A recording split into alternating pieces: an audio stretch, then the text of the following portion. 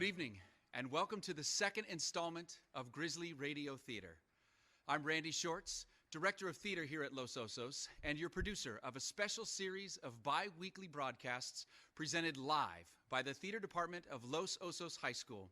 We call it the Grizzly Radio Theater. And when we say live, we mean live. Everything you watch tonight will be happening in real time, including the acting, the effects, and the camera editing. What you will be watching and listening to are plays from the golden age of radio, when families would gather around the living room radios and listen to actors tell wonderful stories, complete with live sound effects and stirring soundtracks. And just like the 1940s, sometimes the audio or the video can be a little uneven or downright weird, even in this digital age, because some things never change.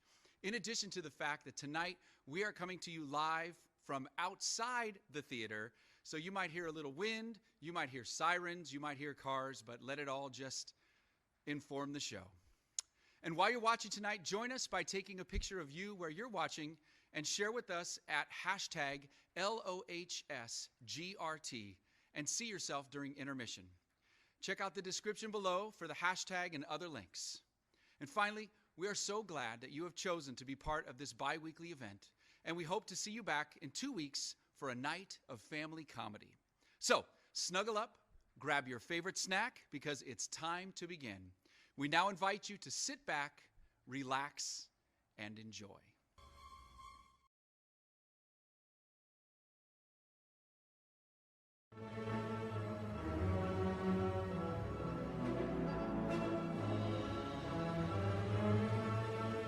Who knows what evil lurks in the hearts of men?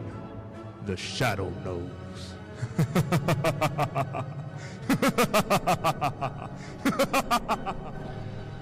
Grizzly Radio Theater presents The Shadow, a man of mystery who strikes terror into the very souls of evildoers everywhere. Lamont Cranston, a man of wealth, a student of science and master of other people's minds, devotes his life to righting wrongs, solving crimes, protecting the innocent, and punishing the guilty. Using advanced methods that may ultimately become available to all law enforcement agencies, Cranston is known to the underworld as the Shadow. Never seen, only heard, as haunting to superstitious minds as a ghost, as inevitable as a guilty conscience. With his friend and constant companion, the lovely Margo Lane, the Shadow meets up with danger tonight when the ghost walks again.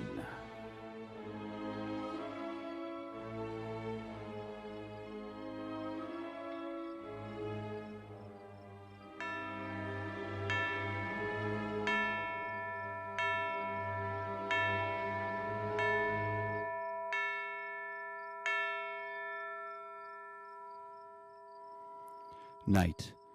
Peaceful night has fallen on a small New England town. We hear the footsteps of a couple of youngsters from town heading toward the village meeting, taking a shortcut through an ancient graveyard, when suddenly... Sam! Yes? Sam, look! Up there by the big oak! Isn't that a freshly dug grave? Well, now, it certainly looks like one. Odd. That section's been closed off. There have been no burials there in over 200 years. We'd better take a look. Hold that lantern higher, Sam. That's it. Say, that's the grave of Sir Roger Mathis. Now, who could have done that? I don't know, but it's a terrible trick. Desecrating a 200-year-old grave? The grave of the first governor of our colony. Whoever the meddler was should... No meddler desecrated this grave. Who was that? Sam, look! Walking toward us! His clothes are covered with dust, and so old. Knee breeches, powdered wig, Puritan hat. Sam, look at its face. It's like a death mask. It looks like the old pictures of Sir Roger. I am Sir Roger. I have returned from the dead. I have returned to save thee and thy village from its sinful ways. It can't be. It can't Silence. If either of thee utters word, I shall run thee through with this sword. What shall we do, Sam? Thou shalt do as I command. The will of Sir Roger Mathis is law. To break it means death. Death!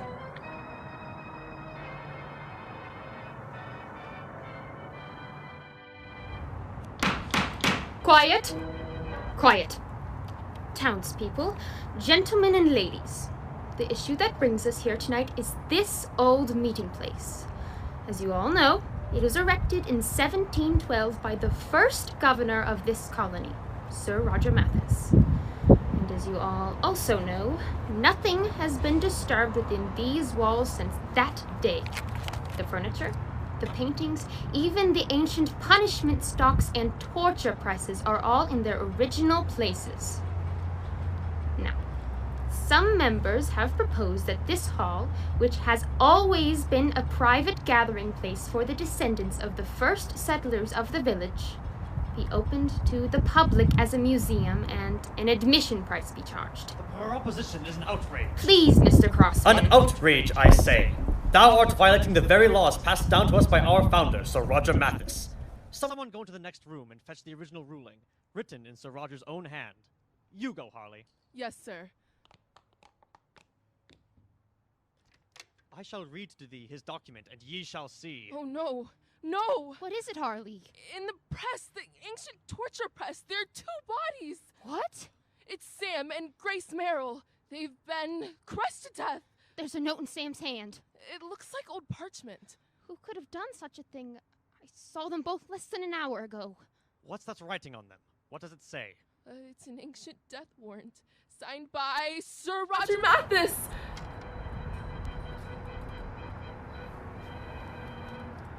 Why don't them state troopers come, Mrs. Stebbins? They'll be here soon, Harley. I don't like being alone in this old place. Someone needs to stay behind with the bodies until the police arrive. I know, but it's scary in here. What is there to be afraid of? What is there to be afraid of? Tell me who killed Sam and Grace. Why were they killed? Don't know, Harley. I know why. They were for opening this place against the original wishes of Sir Roger. Now, he has something to do with their death. I just got a feeling. Now, Harley. No, I've read all about him. Anyone who disobeyed his wishes... Did you hear that? Yeah, it was just the door. Footsteps coming into the hall. Now see here, Harley. Look, the ancient clothes, the Puritan hat, and that face. Like a face from the grave. It's Sir Roger! Yes, it does look like him. Coming towards us. I can't stand it. I'm getting out of here. Come back here, Harley. No, I'm going. Harley! You have been left alone, Donna Stebbins. You can't frighten me. No. Who are you? I am the ghost of Sir Roger Mascis. No, you keep away from me. Thou hast broken the law that I handed down to thee. Thou hast suggested opening this meeting hall to the public, and for that, thou must pay for thy sins. No, keep away. Pay, dost thou hear? No!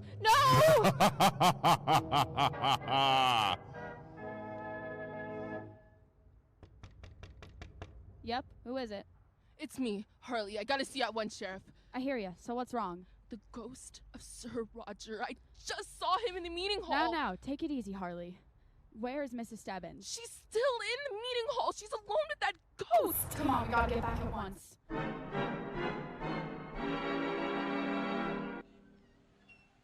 Hold that lantern steady, Harley. I can't see a thing.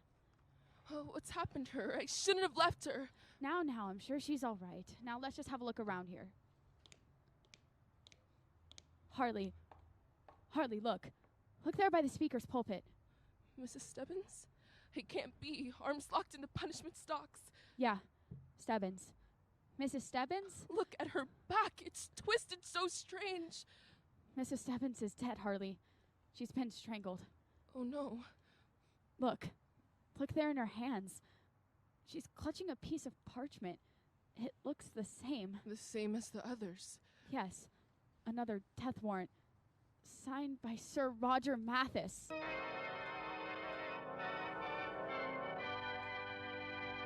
And that was the night the whole thing started, Mr. Cranston. Oh, that's so gruesome, Lamont. Indeed, Margo. Sheriff, have the state police uncovered anything? Nope, they're as baffled as we. That's why I sent for you. Has the ghost of Sir Roger been seen since? Yes, Miss Lane, many times. And there have been others that have died by his hand. How many? 3. One was found in stalks. Another strapped to a tree that was used for just that purpose in the old days. A third was found tied to the ancient ducking stool. We found him in the river, drowned. Each one was clutching a perfect death one. Have there been any clues at all? Anything that will link these crimes together? Well, everyone who died was in favor of opening the old meeting place to the public. I see. But that only strengthens people's belief in the ghost of Sir Roger. They say this is his vengeance for proposing such a move. Aside from the ghost of Sir Roger, who else is opposed to the opening of the old meeting place? Quite a few would vote that way. The leader of the old faction is Silas Crossman. Was he present that first night when the bodies were found? Yes. Yes, he was.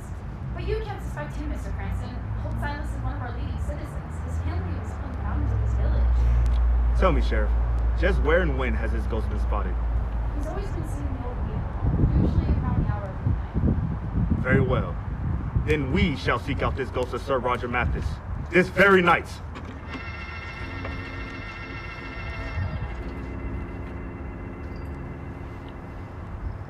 Lamont, I don't think this ghost will ever appear. The evening isn't over yet, Margo. Give him a chance to... Not frightened, are you? No, of course not. I mean, not very. Listen, midnight. The hour for the ghost to appear. Sir Roger! Sir Roger! If you're within the sound of my voice, I defy you to show yourself. No one answers. Give him time, Margo. Give him a chance Lamont, listen!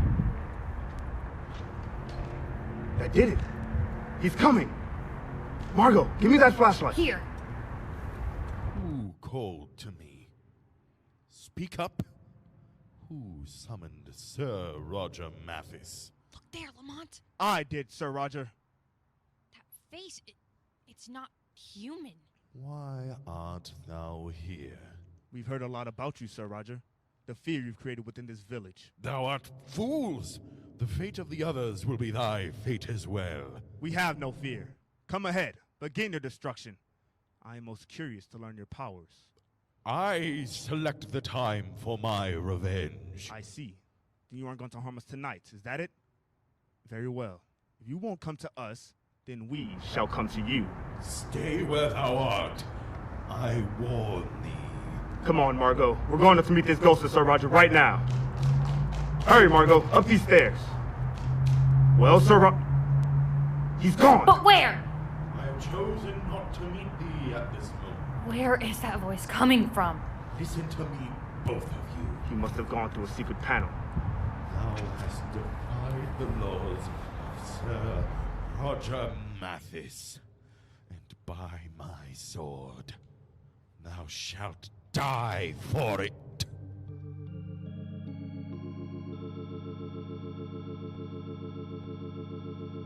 Stay tuned. The shadow will return as the ghost walks again. Hey, friends. Are you the owner of a small business?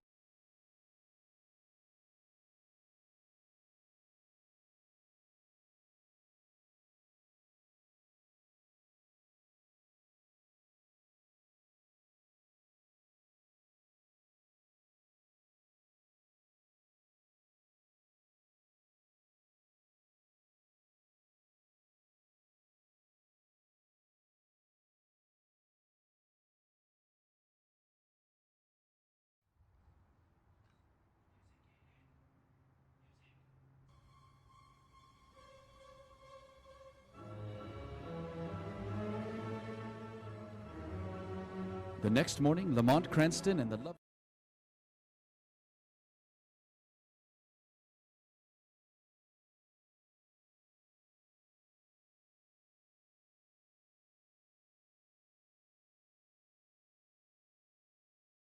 Tonight's encounter, Lamont. No, I thought it best not to mention it to anyone for the moment. But we do know now, though, that Sir Roger has proven himself to be a very human ghost. Yes. But who he is and what his motives might be remains to be discovered. And how he got away. Yes, that is what we are here to figure out now. I think he used a secret panel. You start at this end, Margo. And I'll look down by the speaker stand. If you need anything, call me. Well, this panel seems solid enough. No sign of any... Good morning. Oh! Sorry, I didn't mean to frighten you. It's all right. I just didn't hear you coming. I'm Edward Darrow. And I'm Lamont Cranston. And this is my companion, Margo Lane. Nice to meet you. Nice to meet you, too. The sheriff tells me you've been trying to track down our elusive ghost. I'll be relieved if you succeed. Why is that? Well, I'm more or less the leader of the group who wished to open this meeting hall to the public. And most of the rest of the group has met death at the hands of the ghost. And you feel you might be next?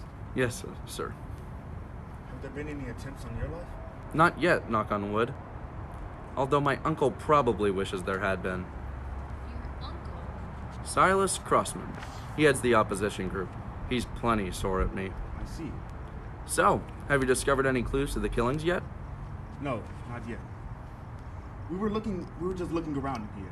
Having heard of the ghost and knowing that all good ghosts use secret passageways and such, we thought we might stumble upon one. Say, perhaps I can help you. How? Well, I'm to be in charge of the restoration work in this hall if it's ever open to the public, and I have a sheaf of the original plans at home. Oh, could we see them? Sure, I could bring them back by here tonight. Oh, by the way, I trust no word of this will get back to my Uncle Silas. He might, well... We shan't mention it to anyone. Thank you. Well, until tonight. Until tonight.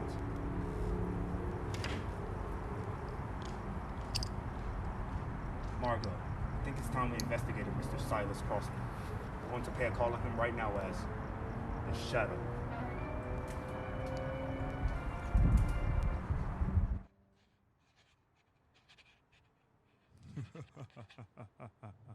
What was that? Sorry to interrupt your letter writing, Mr. Crossman. Who are ye? Where does thy voice come from? I'm right beside you, Silas Crossman. Don't trouble yourself to look for me. No human has ever seen me. I'm called the Shadow. What brings thee into my house? I'm in search of a ghost, Silas Crossman. The ghost of Sir Roger Mathis. And I believe you know all about him. I know nothing more than the others. Why are you opposed to the opening of the old meeting hall? Because the hall belongs only to those of the village. For hundreds of years it has been that way. They shall not desecrate an ancient tradition. Those are the same words used by the ghost of Sir Roger. I am aware of that. People aren't going to continue to believe that a ghost did the killings in this village.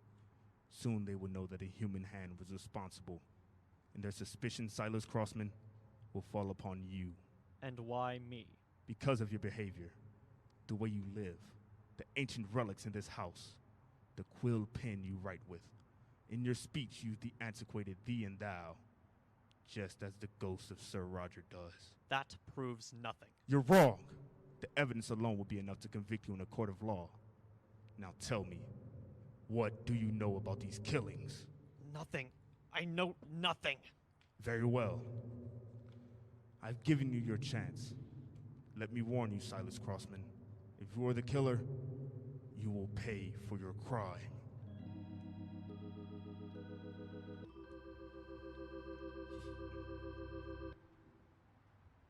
Lamont, do you think Mr. Darrow will keep his word? I believe so, Margo. Good. I shouldn't like to spend any more nights in this eerie old hall. Well, if everything works out as... Listen! Could it be Sir Roger again? We'll soon find out. Hello there. Sorry I'm late. It's you, Mr. Darrow. You gave us quite a scare.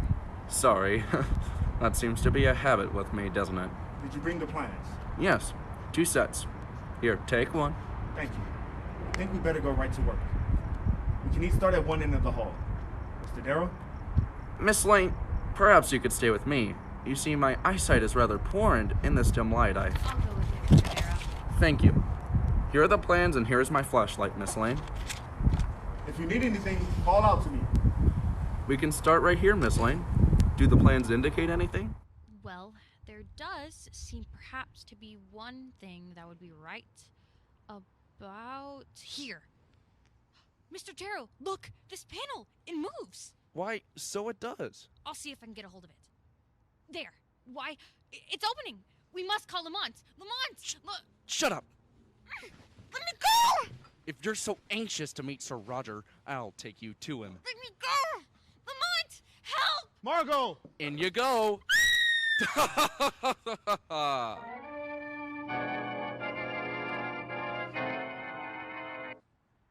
Where are we? Where have you taken me? A secret compartment beneath the meeting hall, known only to me. Let me out of here! Cry out louder if you wish. No one will hear. These walls were made especially thick to muffle sound. They had a purpose in building them that way in the olden days. What do you mean? This room was an ancient torture chamber. Look about you. See the press, the spike-studded pit. Excellent for entertaining, don't you think? Then it was you who has been impersonating Sir Roger. Correct. But why did you bring me here? See the fire I have started in this forge? See the white-hot branding iron I placed in it? Why are you doing this? In the days of the Puritans, they had a very satisfactory method for dealing with meddlers. They branded them upon the forehead. No! No! Soon, young lady, you shall feel the searing agony of that branding iron biting into your flesh. You're mad! You won't feel the pain too long, because I have another treat for you. The press. The torture press. Keep it away from me! Drop that iron, Mr. Darrow. Who was that? Release the girl. No! Let go of my arm. Let me finish my work. Ah! There. Your work is finished, Mr. Darrow. Who are you? I am the Shadow, and I'll put an end to your career of torture and murder. But why did you do it? Why did you kill those men? Because of my uncle, Silas Crossman. I hate him and all he stands for. But now I've had my revenge. He will be blamed. He will be held for the murders. What makes you think that? Because none of us are leaving this building alive. Look out! He's tipping over the fire in the forge! Don't do that, Darrow! It's done now, Shadow. Look, the flames are already licking up the walls. This old hall is a tinderbox. It'll burn in no time. The fire's catching all over the room! What are you going to do now, Shadow? We're getting out of here. Go to that door at the end of the hall. Margo, if we can make it up to the end of, if we can make it up to the doors by the end of the hall, we can escape. Hurry!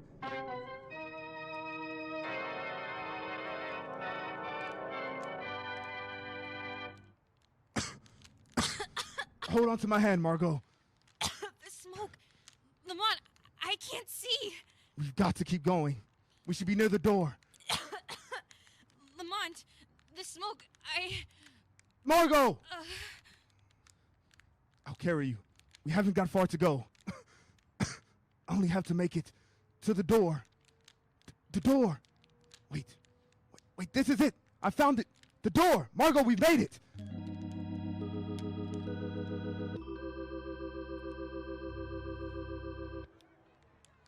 How do you feel, Margo? Better. Thank you. Take a look at that old meeting hall. It's a mass of flames. Yes, we got out just in time. Any sign of Darrow? No, there's no hope for him now. Look, in the belfry of the meeting house, there's someone standing up there. Lamont, it's Darrow. Yes, look at him. You fools! He's shouting something to the crowd. Lamont, he's going to jump!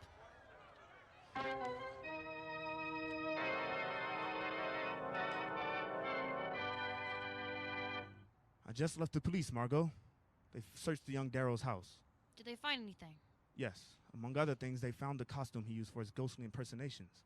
Why did he ever do it, Lamont? Well, they found his diary among the effects. That told the real story, Margo. What was it? Well, the young man was most anxious to inherit his uncle's fortune. He devised the first murder in order to throw the suspicion on the old man, hoping that he would be executed for the crime. Oh, I see. I'm certain he didn't have a very clear mind to begin with, and well after the first murder, he had a lust that proved to be his downfall. Well, it did settle one thing, Lamont. What's that? The town won't be divided over the meeting hall anymore because there just isn't any more hall.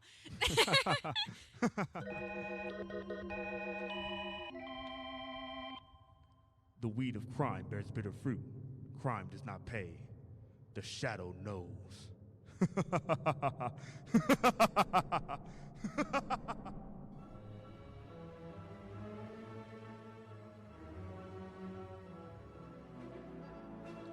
Well, folks, we hope you enjoyed our first story of the evening, The Ghost Walks Again.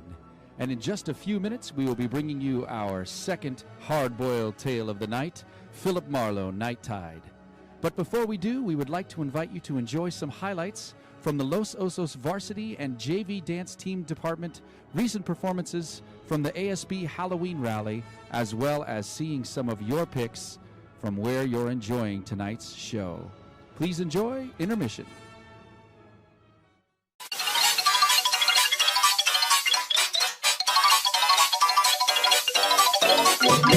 Spooky, scary skeletons and shivers down your spine. Shrieking skulls will shock your soul, seal your doom tonight. Spooky, scary skeletons speak with such a screech. You'll shake and shudder in surprise when you hear these zombies shriek. Spooky, scary skeletons.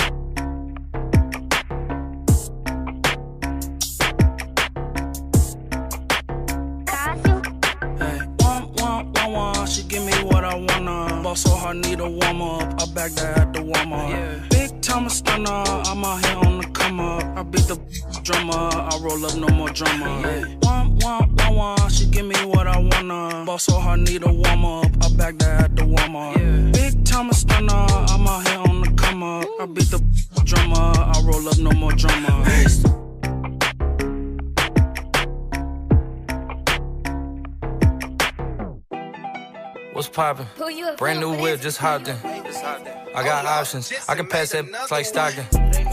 Just joshing, I'ma spend this holiday locked in. My body got rid of them toxins. Sports in the top 10. I can put the ball in the end zone, put a bad in the friend zone. Sound like an intro jet song, give me that tempo. My swag, they keep jacking. I ain't doing no verse, quit asking. What's poppin'? Brand new whip, just hopped in. I got options, I can pass that like Stockton. Just joshing, I'ma spend this holiday locked in. My body got rid of them toxins. Sports in the top 10.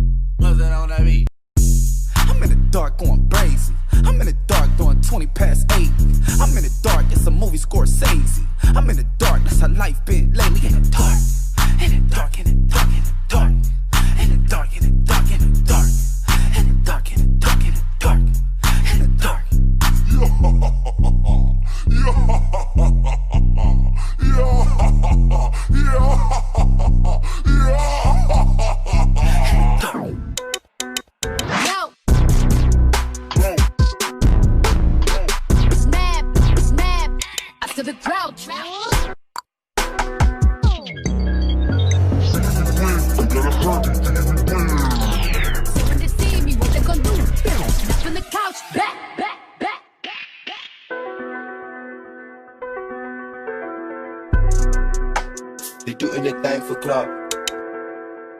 don't never stop if you wanna be on top, yeah. Tap, tap, tap in. Tap, tap, tap in.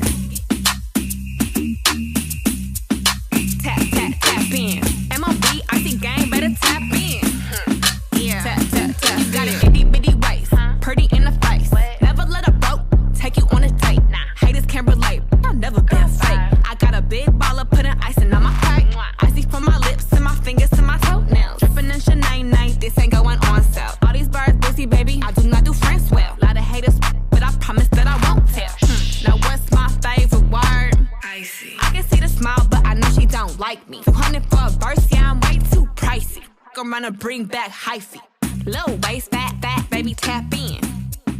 Tap, tap, tap in. Diamonds dancing on your neck, better tap in. Tap, tap, tap in. Getting money, get rich, baby, tap in.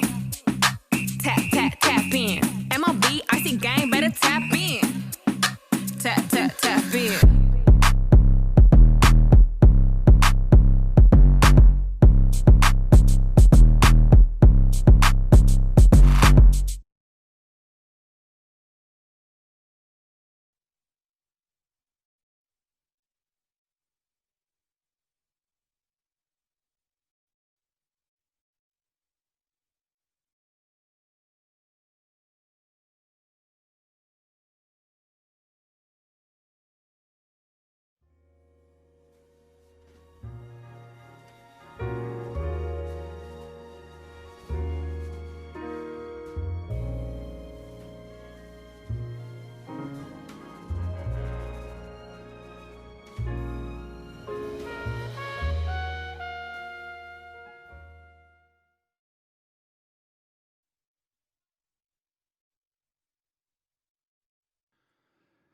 Well, if you didn't get a chance to view the entire Halloween rally, the show is still available on the LOHS ASB YouTube channel.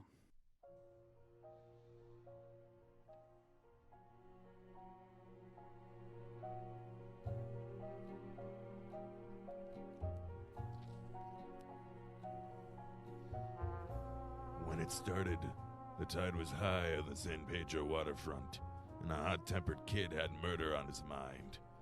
There was a knife in my throat, a beating under the piers, and a corpse on the beach before the tide went out again. And the kid was finally stopped. From the pen of Raymond Chandler, outstanding author of crime fiction, comes his most famous character in The Adventures of Phillip Marlow. And now, Grizzly Radio Theater proudly brings you tonight's exciting story, Night Tide.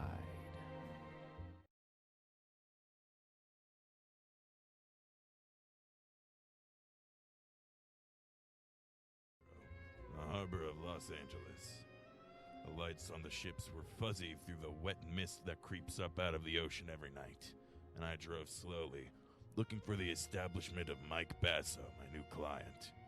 One side of the crooked street was nothing but the smell and the sound of oily salt water sloshing through the pilings beneath the piers.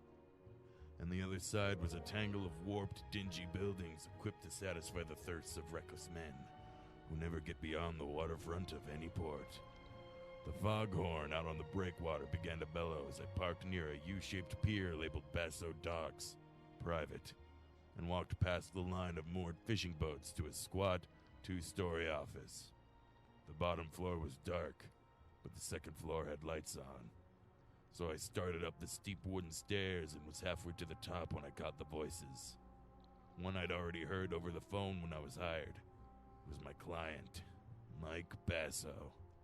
I don't want dumb excuses, Sharky. Oh, keep your shirt on, Mike. The boys are stubborn, that's all. All right, Sharky. But you'll make them jump, or I'll get somebody who can. These boats gotta be handled faster. Why, even that crook Johnny Pike was better on this job than you are. Johnny Pike? Why I oughta... Oh, nuts! Get out of my way.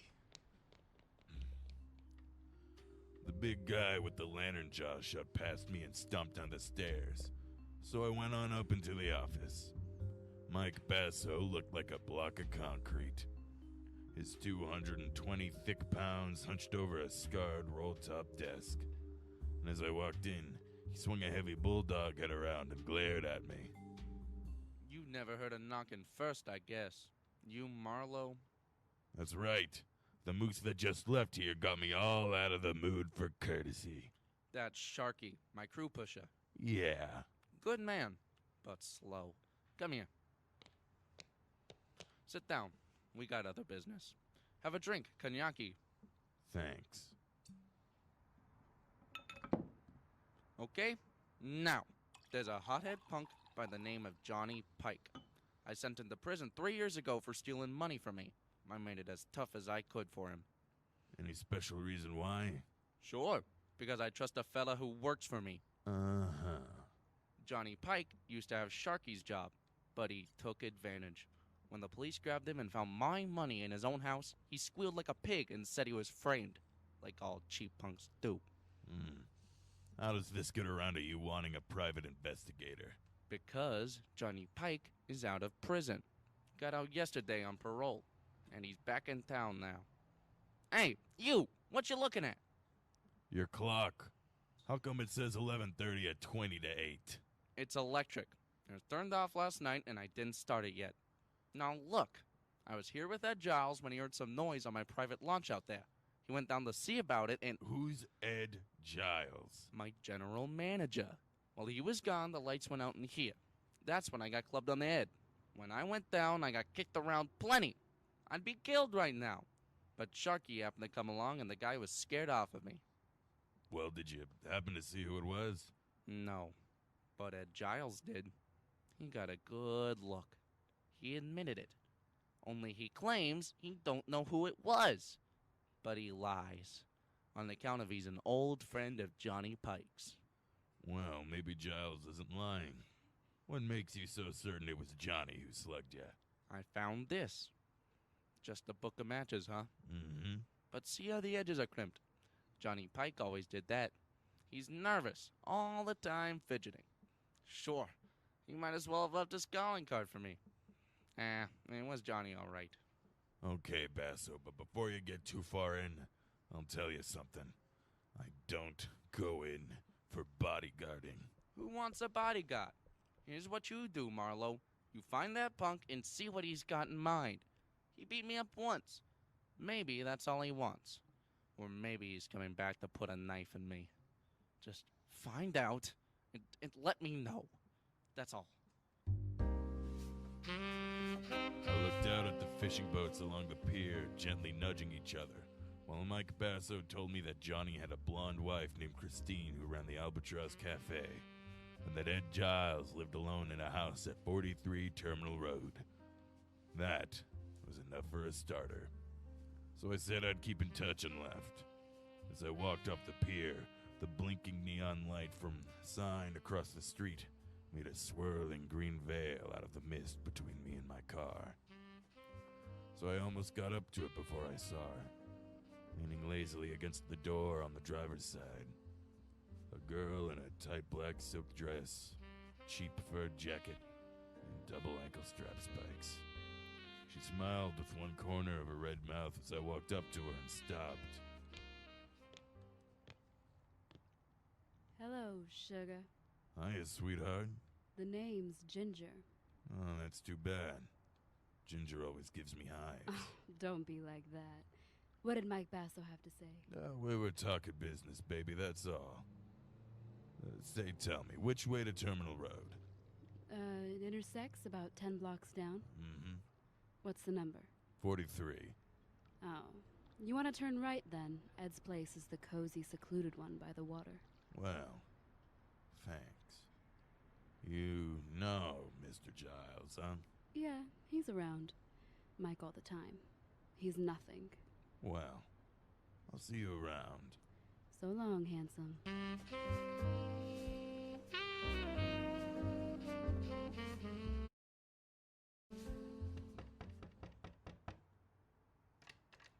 Yeah? You want something? You Giles? Mike Basso's man? Yeah. So what? I'm Marlow, private detective. I'm looking for Johnny Pike. Why'd you come here? 'Cause you're a friend of his. The only one. Well, I haven't seen or heard from him, so I'm afraid I can't help you. Now, wait a minute. Let's go inside.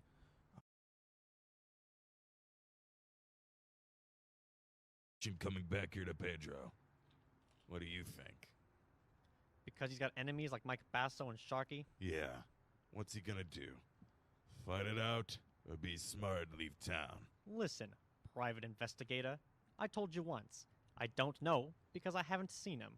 You're a liar. You saw him last night. You're working for Mike, aren't you? Get out. Beat it. Don't shove. I'll shove harder than that, brother. Ah! Okay, Giles. We'll try it the hard way. Now, where's Johnny? I don't know. Come on, get up. Get up. Let's play again. You saw him last night, didn't you? Didn't you? All right. I saw him about 11:30. I was standing on the deck of Mike's launch when I heard a commotion and looked up. I saw Johnny jump down the stairs from Mike's office and run off the pier. I haven't seen him since, and that's the truth. Okay. Sorry I had to make you squeal on a friend. Now, where's the Albatross Cafe? The Albatross? Yeah. On the corner of Front and Castle Avenue. But, look. Can't you leave Chris out of this? She's a good kid. She's been through a lot already. Think Johnny's gonna leave her out of this? Besides, it's for her own good that I want to see her. I suppose you're right. But I'll tell you something for your own good, too, Marlow. If you find Johnny Pike, don't push him too hard. He was tough before he left. Now he'll have rawhide for brains. Count on it.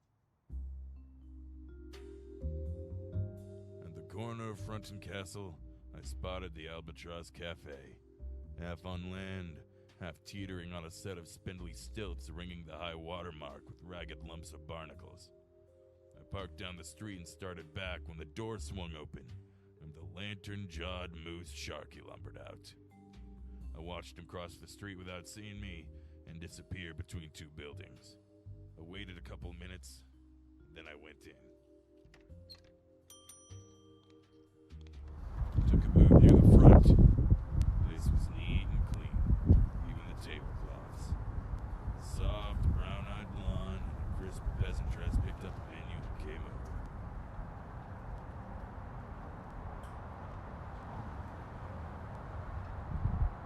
Good evening, sir. Chris? Yeah? Huh. Well, Chris, it's probably not on the menu around here. How about a double order of plain facts? Straight. What are you talking about? Johnny. You remember Johnny Pike? Your husband. Who are you, mister? Private detective named Marlow. All I want to do is talk to him, Chris. Just talk. Is he here? No, I haven't seen him. He hasn't even called me. How do you feel about this bird known as Sharky? Oh, he's a louse. Oh? He's always crowded Johnny, and now he's got his job. I hear he knows something. Have you seen him lately? No, I haven't. That's funny. He just left here. Okay, so I'm a liar. Maybe you're just blind.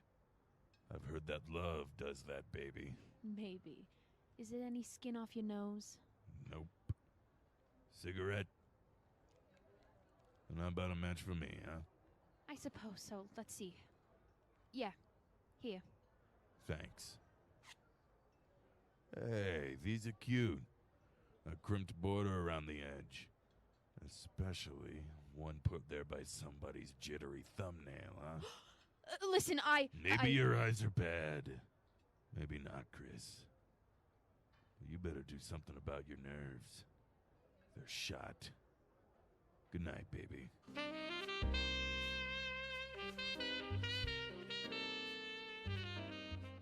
I didn't look back, but I knew she was watching me all the way out the door and down the street. So I made it real good, as far as the next block and around the corner. Then I doubled back fast and stayed in the shadows until I got within sight of the Albatross Cafe again. And in time to see a man ease out a side door and slip out of sight among the pilings under the building. I moved in closer and found a rickety trail of greasy planks that led through the forest of slimy pilings under the piers. It felt better than a tightrope, but it was home ground to Johnny Pike. I felt my way slowly along the slippery planks.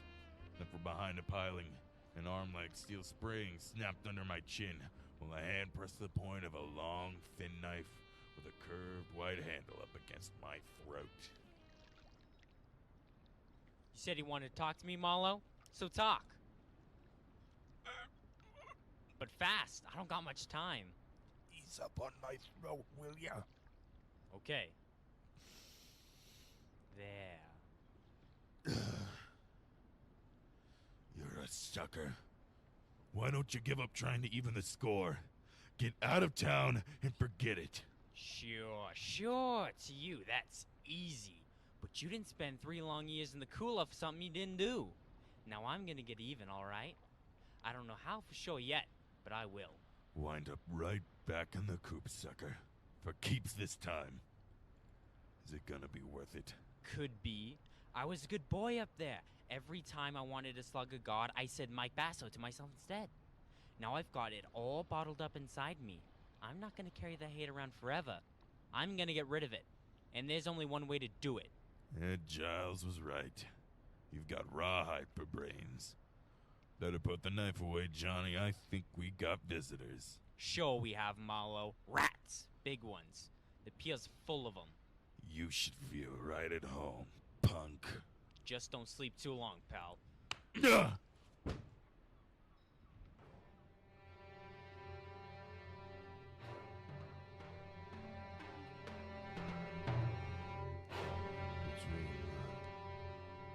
Between the throbbing in my hand and the numbness across my shoulders where my back had struck the planks. It took me 5 minutes to get to my feet, and another 5 to climb up to street level. By then the pier was deserted, so I headed for the Basso docks on the double with the unpleasant answer to my client's question, plus the added attraction that I'd even seen the knife Pike intended to use. I still had a block to go when I saw a Hulk that had to be Sharky stride off the pier and turn in my direction. When he got close enough, I hailed him. Yeah, I'm Sharky. What do you want, bud? Is Mike still in the office? Who wants to know? Come on, this is no time to stall, Heavy. I'm Marlow. I'm working for him. I got a message it won't keep. Is he there or no? No. The office is locked up. He's gone. I'm looking for him myself. Why? What do you want him for? Because I'm pretty sure that Johnny Pike is holed up in the back room of the Albatross Cafe. Yeah, I only wish you were right, Sharky. But you're about a half hour too late. Hey, what was that? Came from the street up there. Yeah. Let's go, Sharky. Maybe we're both too late. Let's find out. Yeah. Hey! What? The dame by the guardrail. It's Ginger, a pile of Mike Basso's. Yeah, you're right. Ginger! Ginger, what's the matter? What happened? Down there! Take a look, will ya? I'm scared. Down where, Ginger? In the water. I think maybe I'm gonna be sick. Marlow! Hey, Marlow! Come here, look! Holy smoke. That's Mike down there, with the knife in his back. Yeah. A long, thin knife with a curved white handle. Belongs to a guy named Johnny Pike.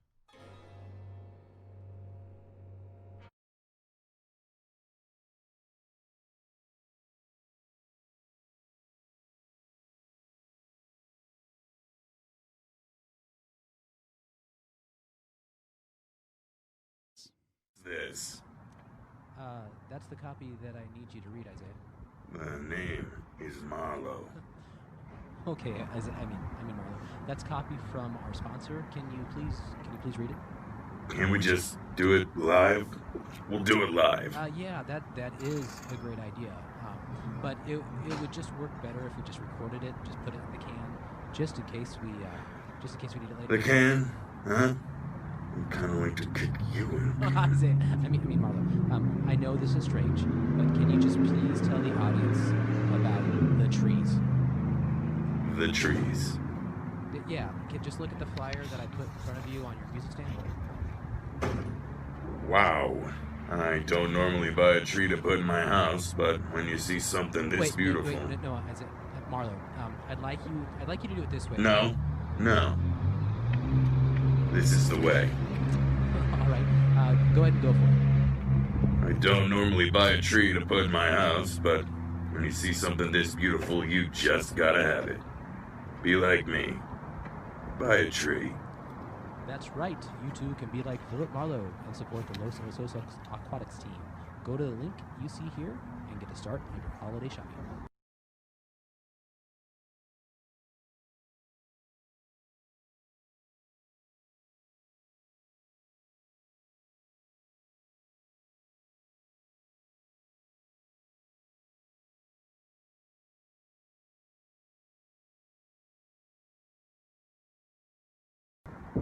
What's a link?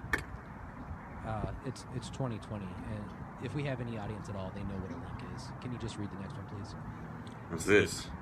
I don't know. This is an ad I can get behind. Great. Can you please just read? The Los Osos Choir is selling butter braids. Let me tell you something. If you haven't had a butter braid, you haven't lived. See the link below to discover bliss and support an amazing program. Thank you. Thank you, Phillip. Back to you, Randall. Are you enjoying this evening's performance? Would you like to see more opportunities for students to create fantastic theatrical productions? Well, we invite you to partner with us and consider supporting LOHS Theater financially. We are a completely self-funded extracurricular activity that provides students opportunities to create engaging, challenging, tongue-twistering, and relevant live theater in a professional format while still in high school. So if you'd like to support us financially, it's very simple. Follow the link in the description below, which takes you to the LOHS Student Store Drama Donation site. From there, it's a pretty simple process.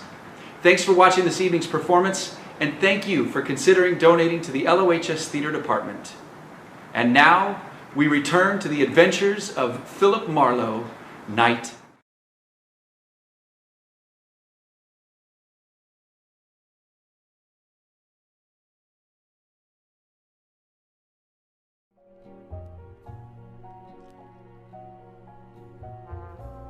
Lying with his face muzzled into the sand, and the rest of him half submerged in the shallow, lapping water. Mike Basso was violent death at its ugliest. Ginger turned and walked slowly away from us, trembling like a wino caught in the morning sun. I told Sharky to go get the police, and I headed for the Albatross, where I might get a lead on Mike Basso's murderer. When I got there, I skipped the formality of the front door and quietly moved around to the back, where I entered without knocking and made my way along a narrow, dusky corridor as far as a half-open door labeled private, where I met Christine Pike talking on the telephone. When she looked up and gasped at the sight of me and then slammed the phone down abruptly, I was willing to bet that the party on the other end had been husband Johnny. Nobody else. What do you want, Marlow? Most of all, want Johnny Pike in handcuffs. Don't bother me with the my man pitch, honey, because at the moment the lyrics will make me sick. I just left the corpse that used to be Mike Basso. Basso? Dead, Marlow? Yeah, all because of Johnny's knife.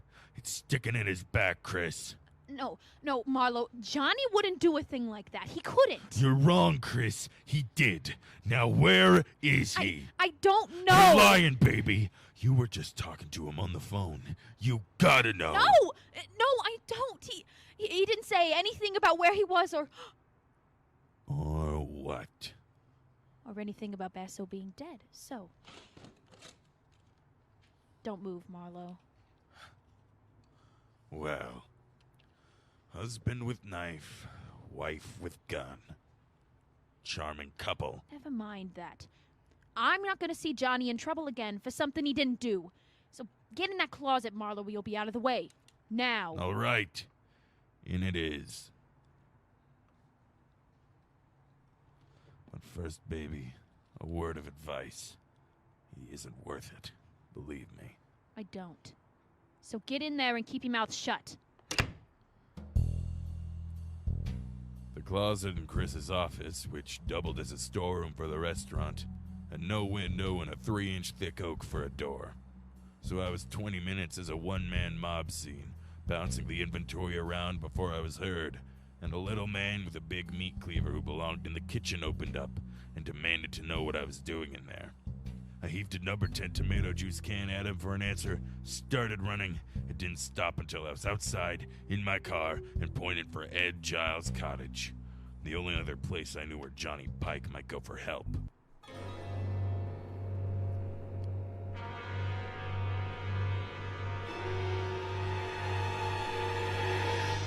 When I came to a stop at the house and found Giles himself standing on the outside steps, looking puzzled at a pair of taillights that were blinking out of sight, I knew I was too late. Yeah, Marlow, it was Christine. And all upset about getting her hands on $500. Said I'd lend it to her for Johnny's sake. She say why? No, only that he needed help. Murderers usually do. Your boy Pike just killed Basso Giles, a knife in his back. Johnny killed Mike? About an hour ago over on the beach. Tell me, did you give her the money? No. She ran out of the house before I even got to my safe. Without saying anything? Without saying a word, Marlow. I wouldn't even know she was gone yet if I hadn't heard... Heard what, Giles? The desk drawer in the living room. Come on, Marlow, quickly! I heard the drawer open when I was inside near my safe. I wondered what she was looking for. When I called to her... You got no answer. You ran outside after her. Is that it? Yeah, and I... Hey, Marlow, they're gone. The boat keys. She must have taken them for Johnny. Asking for the money was only a trick to get me out of the room. Wait a minute. What boat keys are you talking about, Giles? The master set, Marlow. 2 keys and a large brass ring. They fit the ignition lock on any boat at the Basso docks. She knew I had them. Yeah, but you'd also knew that even as a friend of Johnny's, you'd balk at handing him over if you knew he'd killed Basso, right?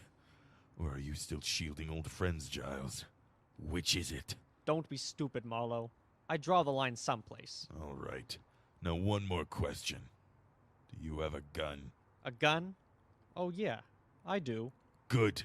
Then get it, because we're going to the Basso docks, Giles. Come on.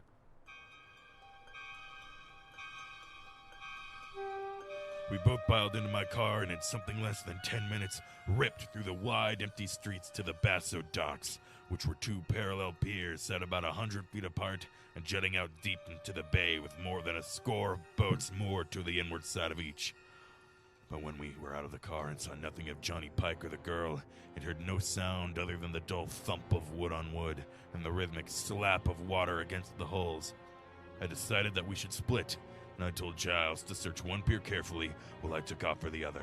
But a minute later, just as I started out alone over the oil-soaked planking, I remembered the panoramic view of the docks I'd gotten earlier that evening from Basso's office.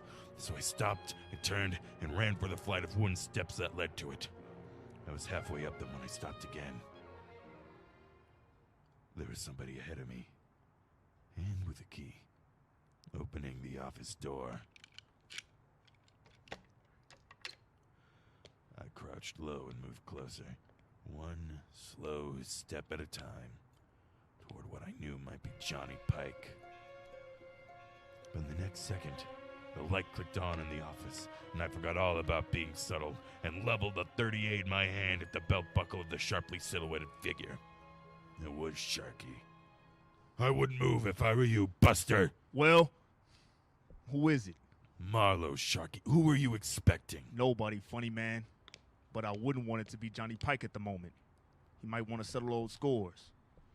You know, Marlow, the price for 2 murders is the same as the price for 1. So I've heard. But now, lest we stray from the subject, Sharky, do you mind telling me what you're doing here? And don't say I'm getting personal, or I will. Come on, talk up like a big boy. All right. I'm here because I don't like cops. And right now they're swarming around Basso's body like kids to a maypole. Also, I figured that Pike might come up here after the money he knew Basso always kept on hand. Satisfied? In a word, no. Why not? Because I buy the switch first. You're here, Sharky, to steal that dough and let people think that Pike took it on his way out. You can't prove that, Marlow. Only because I haven't got time. You see, Sharky, it's an odds-on bet that Pike's out on one of those boats right now, just waiting for the... 4. What is it, Marlow? Sharky, what time is it? Huh? The time, quick, what is it? It's 11:35. Why? What's that got to do with Pike shoving off? From where I stand, everything. Now look, Sharky, get back down to those cops, get them up here, and... Hey, Marlow, look! Over there at the end of the starboard pier. It's Pike. Yeah, I'm trying to get away. Go on, Sharky, get to the cops, fast!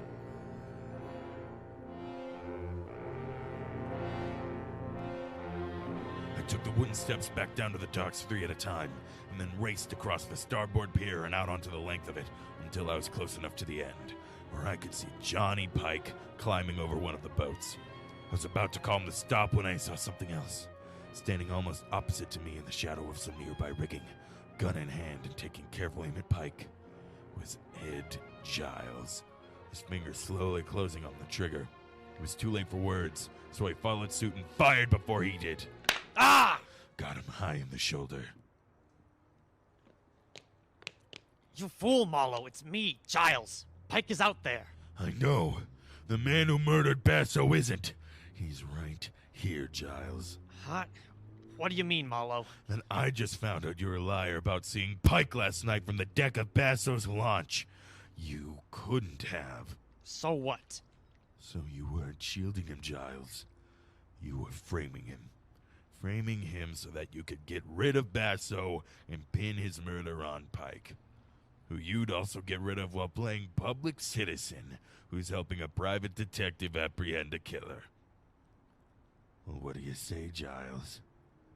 Is that it? You're a smart guy. Figure it out for yourself. Come clean, Giles, or I'll blow your head off. All right. Chris and I framed Pike. Chris? Yeah. What are you giving me? Honest, Marlow. We figured that we'd be in the clear with the money we took from Basso and with Johnny well tucked away in a big, strong prison. You dirty louse. Keep talking. So we took advantage of Johnny's loud mouth and, incidentally, of you as well. With Basso gone, I was going to step into his spot.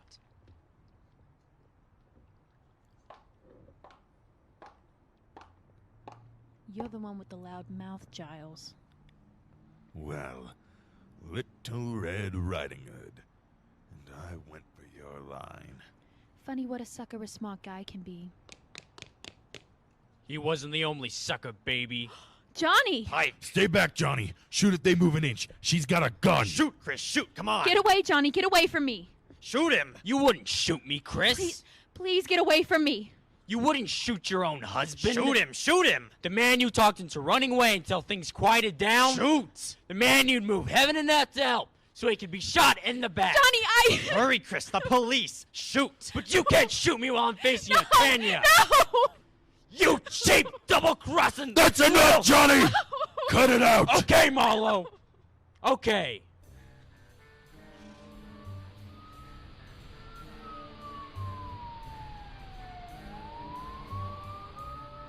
It was a long hour of questions and answers before the police were finished, and they'd left with Chris and Giles in tow.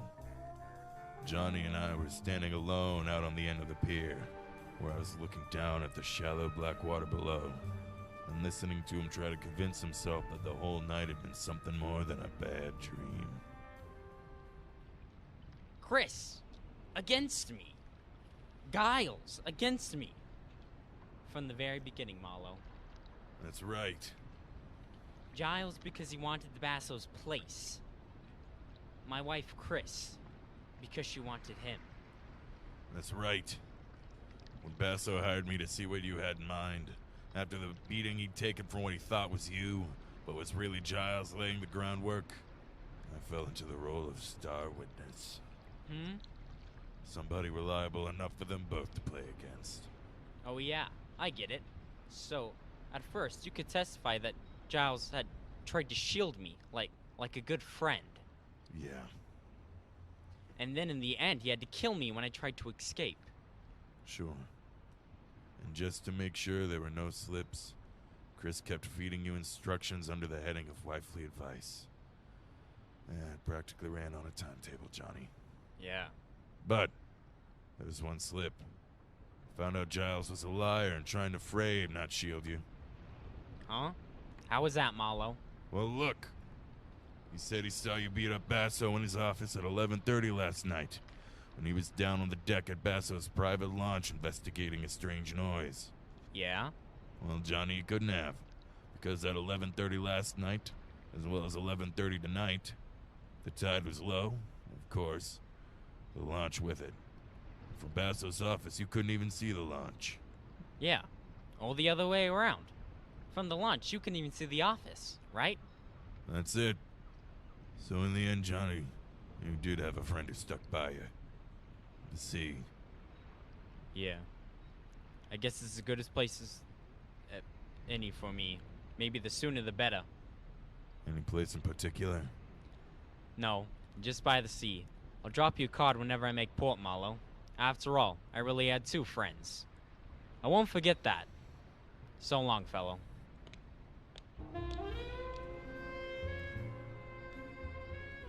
I watched him walk away until he'd gone the length of the empty beer, and was swallowed up in the emptier night.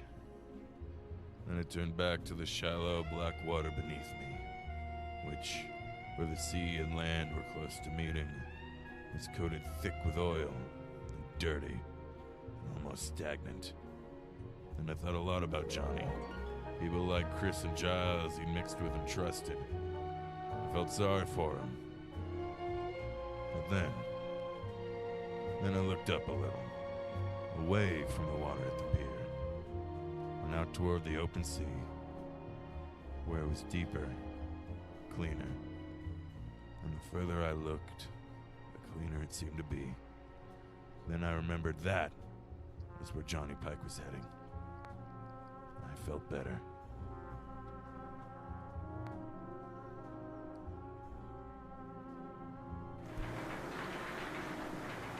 On behalf of everyone involved, I'd like to thank you for watching tonight. And don't forget, if you'd like to support LOHS Theater Department financially, just look for the details on the YouTube site. But honestly, we are glad to have had the opportunity to entertain you and your family, and we sincerely hope that you will choose to join us again in 2 weeks for our next installment of Grizzly Radio Theater. Click the subscribe button below so you don't miss any future episodes. Thank you, good night, and stay safe.